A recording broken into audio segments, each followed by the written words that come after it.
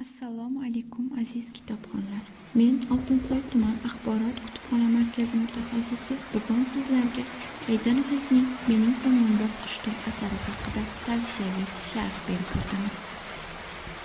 Xo'ja Ahmad Yassaviy shaxsi bilan yaqindan tanishish, uning ta'limoti haqida bilishni istaganlar uchun ushbu asar ta'sirchan manbadir.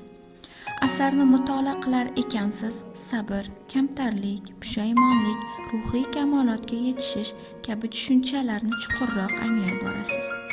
Turkiy davlatlar yetakchilari va turkiy qabilalarining Xo'ja Ahmad Yassaviy shaxsiga hurmati, munosabati ushbu donishmand shaxsning turkiy tilli xalqlar ichida islomni yoyish borasidagi hissasi kabi tarixiy masalalar yoritilgan ushbu asar oxirgi sahifasiga qadar sizni hayajonga soladi.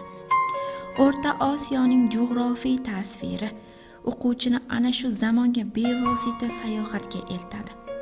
O'sha davr muhitiga singdiradi. Darhaqiqat, Xo'ja Ahmad Yassaviyning bag'rikenglik va mehr-muhabbat ila o'z zimmasiga olgan vazifalari umuminsoniy jihatlarni da'vat etadi.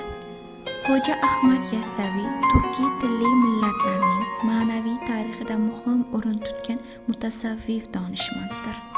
Islomiy ilmlarni, payg'ambar sollallohu alayhi vasallam o'gitlarini she'riy shaklda tushunarli mazmunda bayon etib, xalqning bilim saviyasini oshishi, qalbi poklanishiga salmoqli hissa qo'shgan ulkan shaxsdir.